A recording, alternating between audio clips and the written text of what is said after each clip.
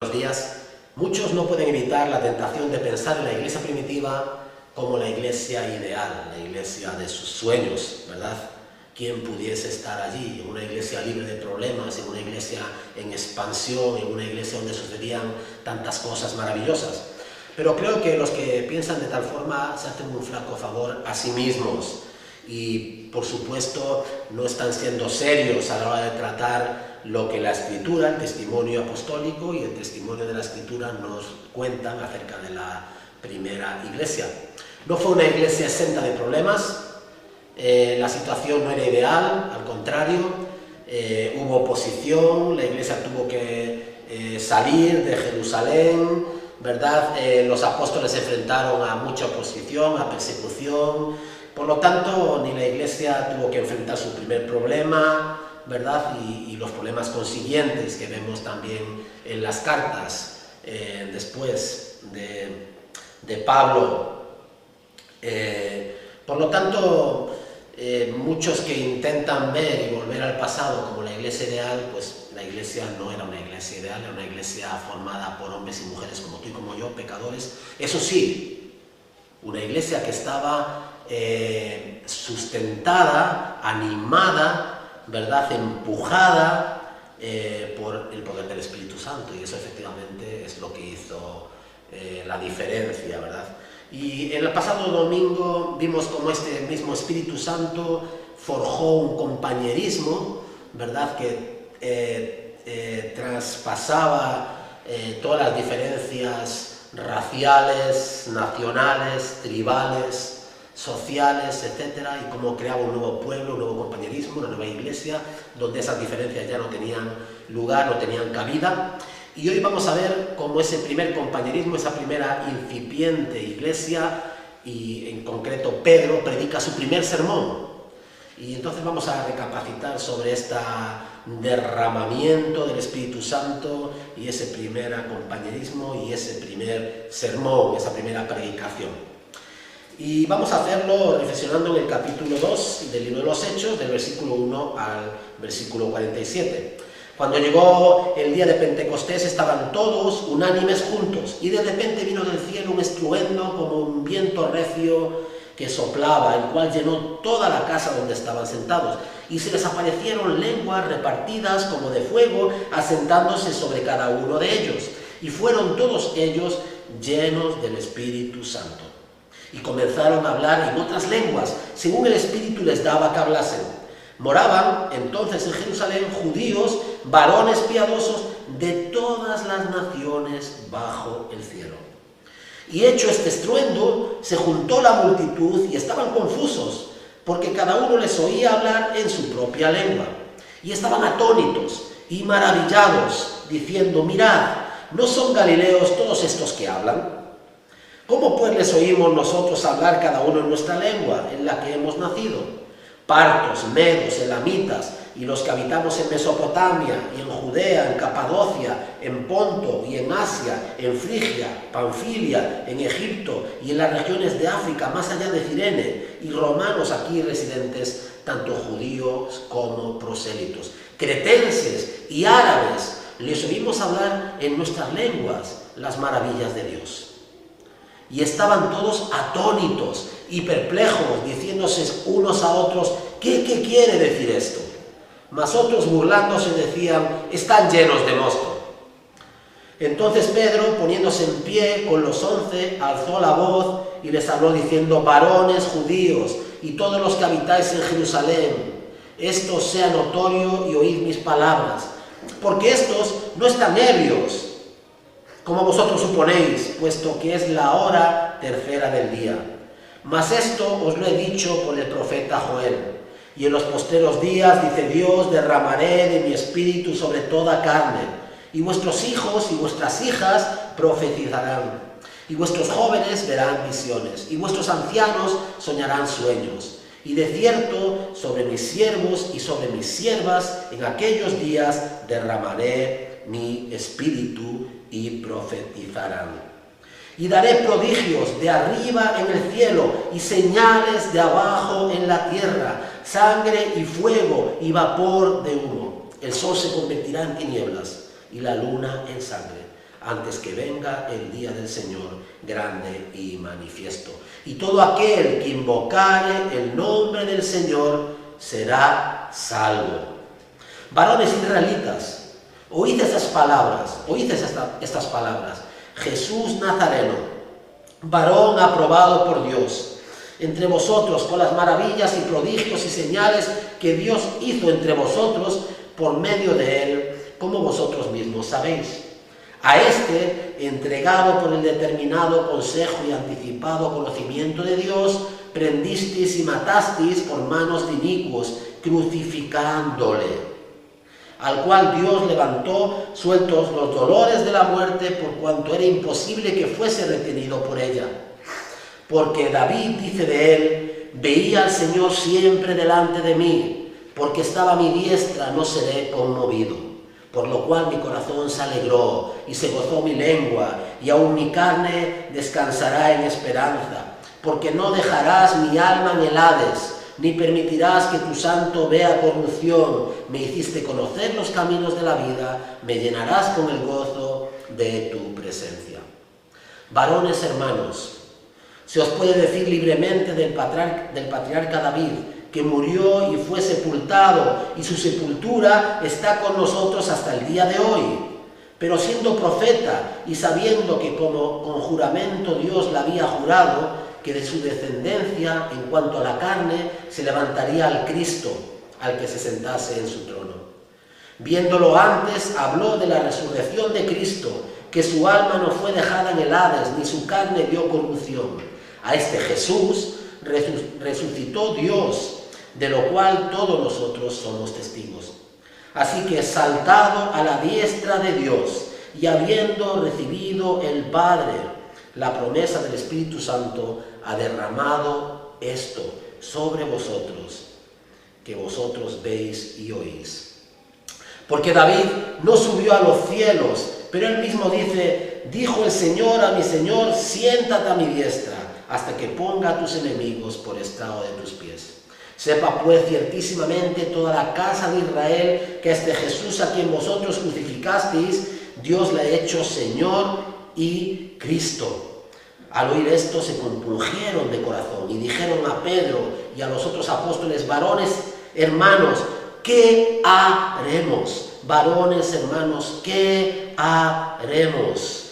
Pedro les dijo: arrepentíos y bautícese cada uno de vosotros en el nombre de Jesucristo para perdón de los pecados, y recibiréis el don del Espíritu Santo. Porque para vosotros es la promesa, y para vuestros hijos, y para todos los que están lejos, para cuantos el Señor nuestro Dios llamare. Y con otras muchas palabras testificaba y les exhortaba diciendo: sed salvos de esta perversa generación. Así que los que recibieron su palabra fueron bautizados, y se añadieron aquel día como 3.000 personas, y perseveraban en la doctrina de los apóstoles, en la comunión los unos con los otros, en el partimiento del pan y en las oraciones. La vida de los primeros cristianos, y sobrevino temor a toda persona, y muchas maravillas y señales eran hechas por los apóstoles. Todos los que habían creído estaban juntos y tenían en común todas las cosas, y vendían sus propiedades y sus bienes y los repartían a todos según la necesidad de cada uno. Y perseverando unánimes cada día en el templo y partiendo el pan en las casas, comían juntos con alegría y sencillez de corazón, alabando a Dios y teniendo favor con todo el pueblo. Y el Señor añadía cada día a la iglesia los que habían de ser salvos. Amén. Lucas pone el énfasis sobre los acontecimientos relacionados con el primer sermón de la primera iglesia, el primer sermón de la primera iglesia. Termina el Evangelio de Lucas con el encargo de predicar, Lucas 24:47, y el firme mandato de quedaos vosotros en la ciudad de Jerusalén hasta que seáis investidos con poder de lo alto, Lucas 24:49. Inicia el libro de los Hechos con la misma promesa y el mismo encargo de que no se fueran de Jerusalén, sino que esperasen la promesa del Padre. Hechos capítulo 1, versículo 4. Y luego, al final del primer sermón, se nos recuerda en el capítulo 2, versículo 33, y habiendo recibido del Padre la promesa del Espíritu Santo, ha derramado, ¿verdad?, Jesús esto, y vosotros veis y oís. Fue en el día de Pentecostés, capítulo 2, versículo 1, el 50º día, el día número 50, después de la Pascua. Y Pentecostés significa esto, 50, ¿verdad? Como la ascensión tuvo lugar 40 días después de la resurrección, capítulo 1, versículo 3, podemos asumir que habían pasado como 10 días después de la ascensión, después de que el Señor hubiese sido elevado, ascendido al cielo, habían pasado 10 días y estos hermanos, esta incipiente iglesia, estaba esperando la promesa del Padre, el derramamiento del Espíritu Santo. A Pentecostés también se le llama en el Antiguo Testamento la fiesta de las semanas, Éxodo 43, 22 o Deuteronomio 16, 10. También se la llama fiesta de la cosecha, Éxodo 23, versículo 16, o el día de las primicias, Números 28, 26. Y lo apropiado de estos últimos dos nombres, de estos dos últimos adjetivos para esta fiesta, con relación al sermón predicado por la primera iglesia, resulta obvio, porque son las primicias, ¿verdad? Es el día de la cosecha. La primera cosecha de la iglesia, respaldada, sustentada por el Espíritu Santo, esta primera predicación, del cual es la primera, como resultado, la primera cosecha, ¿verdad?, de la iglesia, las primeras primicias de la iglesia. Estos dos nombres para Pentecostés son muy apropiados: fiesta de la cosecha, día de las primicias. Conforme a Jeremías, capítulo 31, versículos del 31 al 34, se nos habla de esta transformación que tenía que suceder con la llegada del Espíritu Santo, ¿verdad? Esa ley que estaba escrita en tablas de piedra tenía que ser reemplazada por otra escrita en los corazones, que es lo que sucede en Pentecostés. Pentecostés, la fiesta de Pentecostés, era uno de los festivales más importantes del calendario judío, y originalmente requería la asistencia al santuario de todos los varones israelitas, Levítico 23, 21. Con la dispersión se convirtió en el evento que atraía mayor número de peregrinos a Jerusalén. Y ahí veis, ¿no?, hemos leído de cuántas naciones del mundo conocido por aquel entonces había presentes, personas, ciudadanos en Jerusalén, ¿verdad? Por lo tanto, se convirtió Pentecostés en el mayor evento, en el evento que traía mayor número de peregrinos de otros lugares del mundo conocido, como nos relata Lucas en el libro de los Hechos que hemos leído, capítulo 2, de los versículos 9 al 11. ¿Qué es lo que sucede aquí? Que el don del Espíritu Santo, el Espíritu Santo es derramado sobre toda carne, sobre todos aquellos que están presentes de la iglesia, que son creyentes, que han rendido su vida al Señor Jesucristo, que tienen fe y confianza en el resucitado. Es derramado el Espíritu Santo, y a través de la predicación de Pedro, el Espíritu Santo es derramado en todos aquellos que van a creer, y el Espíritu Santo produce este milagro de la glosolalia, ¿verdad?, de estas lenguas que son predicadas, de este mensaje que es predicado en diferentes lenguas. Ese es el milagro del Espíritu Santo, el derramamiento del Espíritu Santo. Los creyentes estaban unánimes juntos, todos unánimes juntos, ¿no? Y ya comentaba el domingo pasado lo importante que es la unanimidad, tener un corazón, una mente, un propósito, fundamental para la obra, fundamental para la iglesia, ¿verdad? Tener el corazón del Señor, el Espíritu de Dios. Y en ese mismo espíritu y con ese mismo corazón y con ese mismo propósito permanecer juntos como iglesia. Estaban todos unánimes juntos. No hay indicación de que hubieran tenido un aviso anticipado de que este acontecimiento, este derramamiento del Espíritu Santo iba a tener lugar en ese preciso día. Por lo cual podemos creer que habían permanecido constantes en este compañerismo, en espera de la promesa por este tiempo, ¿verdad?, entre la ascensión del Señor Jesucristo hasta el derramamiento de su Espíritu, del Espíritu Santo.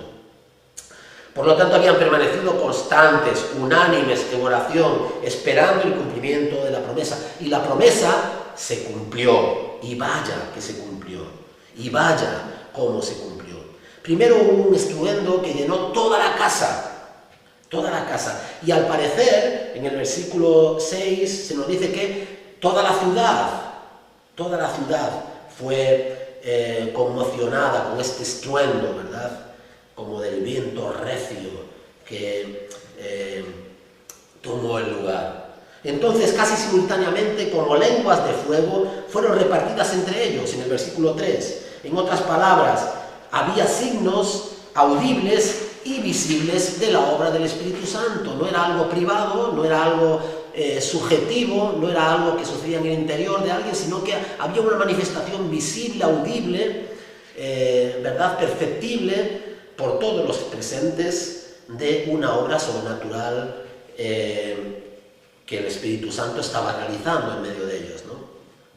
Tuvieron lugar para demostrar que la promesa, estos signos, estas señales visibles, audibles, ¿verdad?, tuvieron lugar para demostrar que esa promesa del derramamiento del Espíritu Santo había tenido cumplimiento y estaba teniendo lugar en aquel momento. La tercera señal es mucho más importante, porque todos fueron llenos del Espíritu Santo, en el versículo 4. ¿Cómo supieron ellos que estaban siendo llenos del Espíritu Santo? No solamente por las lenguas de fuego sobre ellos, ¿no?, por el estruendo de este viento, como de este viento recio, ¿verdad?, sino que ellos comenzaron a hablar. Lo que hizo el Espíritu Santo primeramente fue desatar sus lenguas y comenzaron a hablar. Y hemos dicho que el Evangelio no es algo para mantener en privado, no es una religión privada, ¿verdad?, que se mantiene en lo privado, sino que es una religión que se predica y se habla, ¿verdad? Tenemos que hablar, tenemos que testificar, somos testigos, debemos ser testigos, ¿verdad? Los signos visibles y audibles podían comprobarse por medio de los sentidos, y los demás que estaban allí presentes fueron también partícipes de todo lo que estaba sucediendo. No dependían de la experiencia subjetiva de la persona de la cual era la que era partícipe de esta experiencia, sino que era algo visible, algo audible, y del cual los que no formaban parte de la experiencia, ¿verdad?, como canales, como transmisores, podían ser receptores y eran, por lo tanto, observadores, participantes de la misma experiencia, observadores de la misma experiencia. Las multitudes escucharon a los creyentes llenos del Espíritu Santo que hablaban, en el versículo 7 del capítulo 2. Cada uno en su propia lengua lo escuchaban, versículo 8, en las lenguas dialectos de los oyentes, versículo 11, y había de diferentes naciones, de diferentes tribus, de diferentes lugares que escuchaban a aquellos galileos hablar en sus propias lenguas, y por lo tanto podían maravillarse de escuchar el Evangelio. A esto lo denominamos como glosolalia, ¿verdad?, este milagro de las lenguas, que se repitió en el caso de Cornelio en Cesarea, capítulo 10, versículo 45, y en el caso de los discípulos de Juan en Éfeso, cuando fueron bautizados en el nombre del Señor Jesús y vino sobre ellos el Espíritu Santo, ¿verdad?, en el libro de los Hechos, capítulo 19, versículo 6. Pero podríamos hacernos la pregunta: ¿siempre que viene el Espíritu Santo a partir de Pentecostés suceden las mismas cosas? ¿Verdad? ¿Ocurre el mismo fenómeno siempre que el Espíritu Santo viene sobre nuevos creyentes después en el libro de los Hechos? Y tenemos que decir que no. No existe evidencia en el libro de los Hechos ni en ninguna parte del Nuevo Testamento que conduzca a esta conclusión. La experiencia de Pedro con Cornelio no fue descrita como algo similar a las ocurridas con los judíos convertidos, sino como sobre nosotros al principio. Esto es lo que el testimonio encontramos, ¿verdad? Cómo sucedió con nosotros al principio. Un cuidadoso estudio del pasaje en 1 Corintios capítulo 12, por lo tanto, esta experiencia no es una experiencia que se repita de forma consecutiva en el libro de los Hechos, como algo que le suceda a todos, ¿verdad? No es así. Sucedió en diversas ocasiones, pero no era algo normativo, no era algo que se repetía como una norma constante, ¿verdad? Pero cuando pensamos en el don de las lenguas, pues no podemos dejar de pensar también en 1 Corintios capítulo 12, ¿verdad? Y en 1 Corintios capítulo 14 también. Y lo que podemos ver es que hay una distinción entre la glosolalia, el don de lenguas en Pentecostés y las lenguas de las que no se nos hablan en 1 Corintios el apóstol Pablo, porque no hay una comprensión al que escucha, ¿verdad? Es necesario el don de la profecía para poder descubrir el sentido de esas lenguas, ¿no? Eran lenguas ininteligibles, incomprensibles sin el don de la interpretación. 1 Corintios capítulo 12, versículo 10, capítulo 14, versículo 16 al 19, etc. Por lo tanto, lo sucedido en Pentecostés y lo que acontecía en Corinto son dos experiencias diferentes. Debemos tratarlas así, de forma diferente.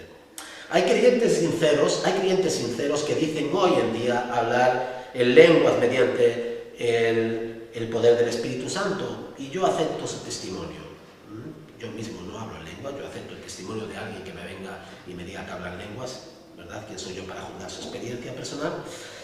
Lo que tendría que decirle es que, por ejemplo, en esta iglesia no hablamos en lenguas y que también vemos que muchas veces las lenguas se hablan, pero el apóstol Pablo dice que para hablarlas tiene que haber alguien que las interprete. Por lo tanto, creemos que la máxima paulina, este consejo paulino, no se respeta. Y también lo que podríamos decir es que las lenguas que se hablan hoy en día no son lenguas pentecostales.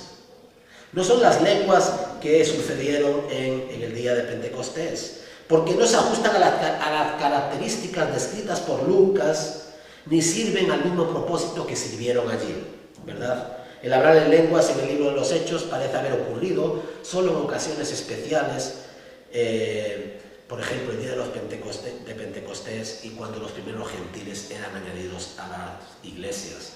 Las lenguas pentecostales eran lenguas que eran comprendidas por aquellos que las escuchaban, ¿verdad? Por lo tanto, no sé si las lenguas que se hablan hoy en iglesias son exactamente, podrían ser denominadas, y creo que son denominadas erróneamente como lenguas pentecostales. No deberíamos denominarlas de la misma forma.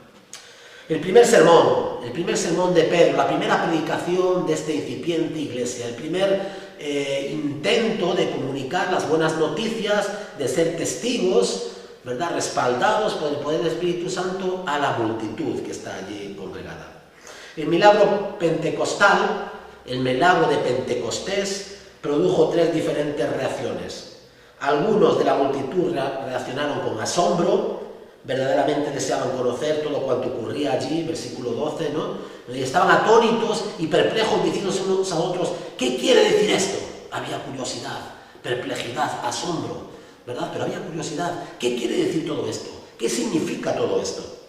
¿Verdad? Otros ridiculizaron abiertamente lo sucedido en el versículo 13, más otros burlándose decían, están llenos de mosto, han bebido, están ebrios. Pero Pedro lo vio como el cumplimiento profético y la oportunidad para predicar. Dividió su sermón Pedro en tres partes. Primero explicó lo que ocurría, del versículo 14 al 21, ¿verdad? Explica lo que ocurre, lo pone en contexto, por qué ocurre, explica lo que ocurría, del 14 al 21, la razón por lo cual esto tenía lugar y ocurría, de los versículos 22 al 28, y da la base bíblica del versículo 29 al 36, ¿verdad? Lo pone en contexto bíblico. Las señales procedían del Espíritu Santo, es el Espíritu Santo que es enviado por Jesús, y es Jesús quien otorga a través de la predicación también este Espíritu Santo a los que escuchan, pues Él es el Señor y es el Cristo. Y Pedro cita ni más ni menos que la profecía de Joel 2:28 al 32, que tiene cumplimiento allí, menos la última parte de la profecía, ¿verdad? Pero este cumplimiento que tiene la profecía de Joel, capítulo 2, versículos 28 al 32, que cita en Hechos, capítulo 2, versículos 17 al 21. Antes de Pentecostés, el Espíritu Santo era una posesión especial en el Antiguo Testamento, otorgada para un propósito especial. Por ejemplo, vino sobre los artífices del tabernáculo para que pudiesen, ¿verdad?, hacer el tabernáculo conforme a las instrucciones que Dios había dado. Y la sabiduría, ¿verdad?, y la capacidad fue sobrenatural, otorgada por el Espíritu Santo sobre aquellos artífices. También venía sobre los profetas en momentos concretos para poder profetizar, para poder hablar de parte de Dios en el Antiguo Testamento. ¿Cuál es la diferencia ahora? Que en el Nuevo Testamento el Espíritu Santo habría de convertirse en la posesión común del pueblo de Dios. Era un don democrático. Todos los creyentes deben poseer el Espíritu Santo. El Espíritu Santo debe morar en todos los corazones de los creyentes, ¿verdad? Es una posesión común al pueblo de Dios. Hijos e hijas, aun esclavos de un y otro sexo, hombres y mujeres, podrían ejercer las funciones antes que eran exclusivas a los profetas, todos y sobre toda carne. Hechos 2:17, el libro del profeta Joel, capítulo 2, versículo 28. Cualquiera que invoque el nombre del Señor ahora será salvo. Esa es otra diferencia también, el derramamiento del Espíritu y la oportunidad de cualquiera que invoque el nombre del Señor será salvo. Ya la salvación no está restringida, confinada en un límite geográfico a una nación, a un pueblo en concreto, sino que ahora el Espíritu Santo va a hacer que esta posibilidad de salvación sea y alcance a todo hombre, sea posible y alcance a todo hombre. Con el derramamiento del Espíritu sobre toda carne y con la suficiencia del sacrificio sustitutorio de Cristo, del Cordero de Dios que quita el pecado del mundo, las buenas noticias del Evangelio pueden y deben ser predicadas entre todos los hombres hasta el confín de la tierra. A partir de Pentecostés la responsabilidad ha sido colocada sobre la Iglesia para que seamos testigos, para que prediquemos, vayamos y prediquemos el Evangelio. La Iglesia de Cristo sobre la tierra es, en cierto sentido, una extensión de la encarnación. Somos su cuerpo. Así como el Espíritu procede del Padre y del Hijo, este mismo Espíritu habita ahora en todos los que, en virtud de la obra redentora del Hijo, han sido hechos hijos de Dios, adoptados en la familia de Dios. Nos hemos convertido en templo del Espíritu Santo. Él nos capacita, Él nos ayuda, Él nos consuela, nos anima, nos fortalece y nos guía en toda verdad. Él da testimonio en nuestro corazón de que somos hijos de Dios. La predicación apostólica, la predicación de Pedro, está enraizada en la historia de los pactos de Dios con Israel y particularmente en la culminación de la obra de salvación en Cristo Jesús, ¿verdad?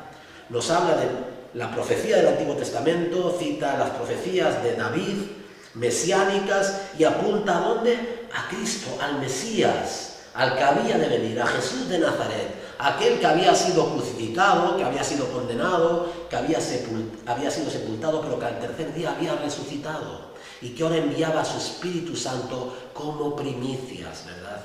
Aquel que estaba formando, que estaba llamando, que estaba buscando, que estaba edificando su reino y su iglesia. Así como el Espíritu Santo, digo, procede del Padre y del Hijo, este mismo Espíritu habita ahora en todos los que en virtud de la obra redentora de su Hijo han sido hechos hijos de Dios. Nos hemos convertido en el templo del Espíritu Santo. La predicación apostólica, como decía, está enraizada en la historia de los pactos de Dios con Israel y particularmente en la culminación de la obra de salvación en Cristo Jesús. No solo se citan aquí, Pedro cita los eventos históricos, sino que, aparte de los eventos históricos, cita los testigos, ¿verdad?, históricos de los mismos eventos. Pedro señaló a sus oyentes como testigos de las obras poderosas de Jesús. Versículos 22. Varones israelitas, oíd esas palabras, Jesús Nazareno, varón aprobado por Dios entre vosotros, con las maravillas, prodigios y señales que Dios hizo entre vosotros por medio de él, como vosotros mismos sabéis. Vosotros sois testigos. ¿Sabéis de quién hablo? De Jesús de Nazaret. Vosotros le visteis y le escuchasteis, ¿verdad? Pedro señala a sus oyentes como testigos de las poderosas obras de Jesús y a los apóstoles como testigos de su resurrección. No solamente los eventos, sino los testigos, los que contemplaron aquello que había sucedido. Versículo 32. A este Jesús resucitó Dios, de lo cual todos nosotros somos testigos. Somos testigos. Cita el testimonio de las Escrituras, ¿verdad? El testimonio de sus oyentes, su propio testimonio y el testimonio de la Escritura, el testimonio bíblico. En el Salmo 16, versículos 8 y 11. Y señala lo que David apuntaba en cuanto a la resurrección del Mesías davídico que hemos leído. Al citar el Salmo 110, versículo 1, deja claro que David predijo, ¿verdad?, muchos años antes, muchos siglos antes, la ascensión y el entronamiento celestial de Cristo. Hechos 2, 34 al 35. Y la prueba de que Jesús ha ascendido a los cielos se fundamenta ahora, se basa ahora, es evidente para ellos en el hecho de que el Espíritu Santo ha sido derramado como Él había prometido. Esto es que vosotros veis y oís ahora. En esto se basa la primera predicación. Los efectos del primer sermón. ¿Cuáles son los efectos de esta obra sorprendente, de este primer mensaje, de este primer sermón, de este derramamiento del Espíritu Santo y de este comienzo de la incipiente, aún pequeña y débil iglesia del Señor en esta nueva etapa, en este nuevo pacto?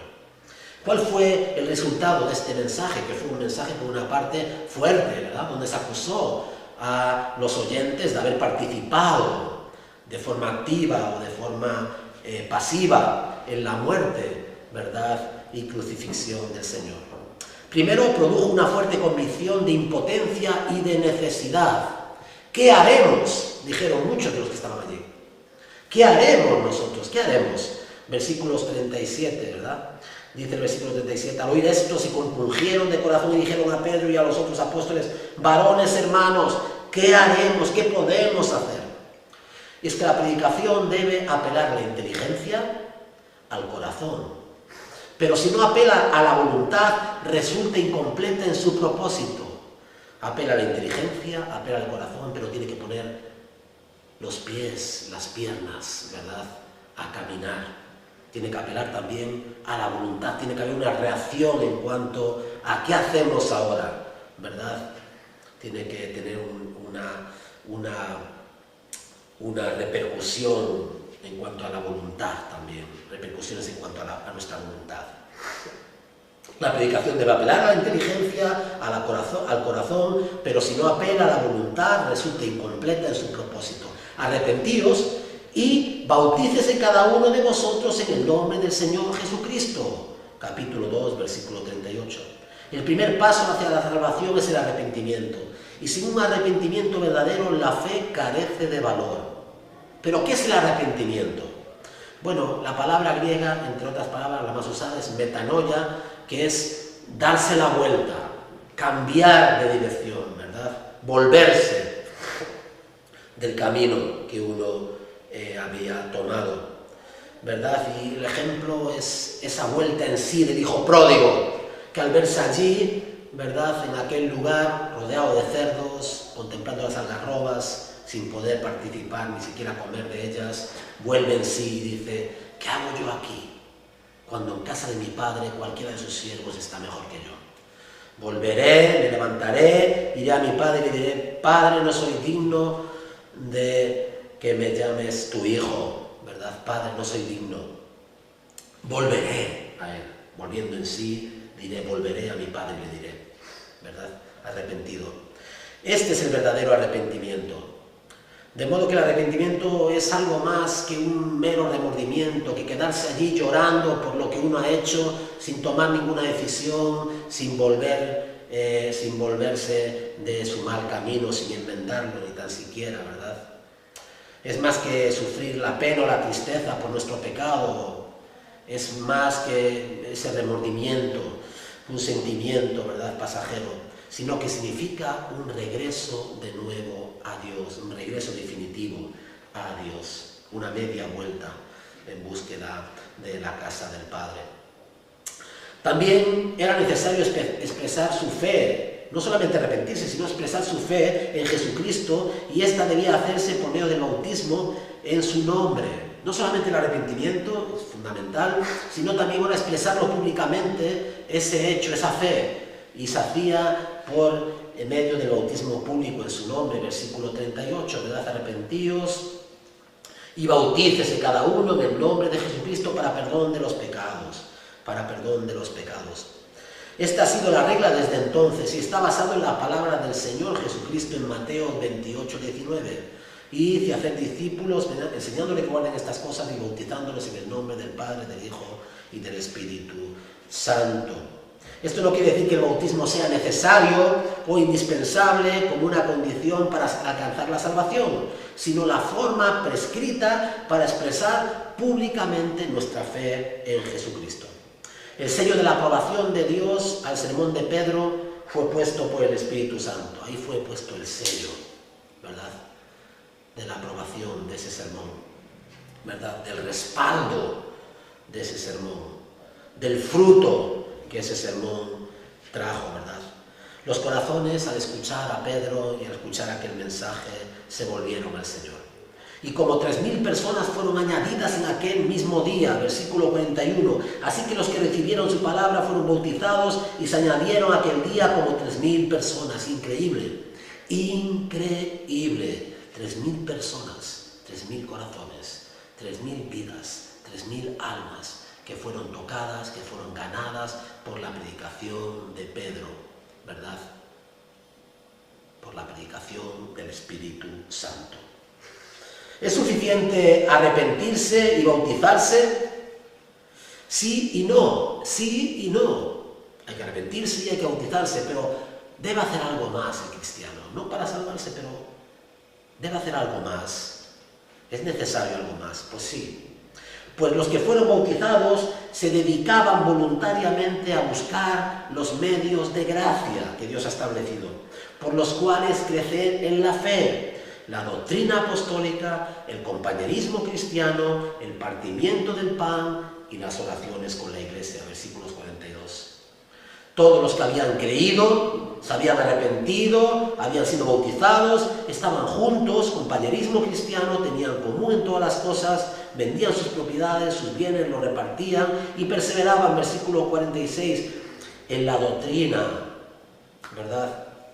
Y perseveraban unánimes cada día, partiendo el pan en las casas, comían conjuntos con alegría y sencillez de corazón, ¿verdad? Tenían en común todas las cosas, ¿verdad? Perseveraban, versículo 42, en la doctrina de los apóstoles, en la comunión los unos con los otros, y en el partimiento del pan y en las oraciones, versículo 42. Con tales acontecimientos, con tales resultados, sobrevino temor a toda persona, y muchas maravillas y señales eran hechas por los apóstoles, versículos 43. ¡Qué maravilloso! ¡Qué maravilloso! Qué maravilloso es reflexionar en esta venida, en este derramamiento del Espíritu Santo, en el deseo que tiene Dios de comunicarse con los hombres, de comunicarles su amor, ¿verdad? De hablarles de aquel, de su Hijo que había entregado, ¿verdad?, por amor a nosotros.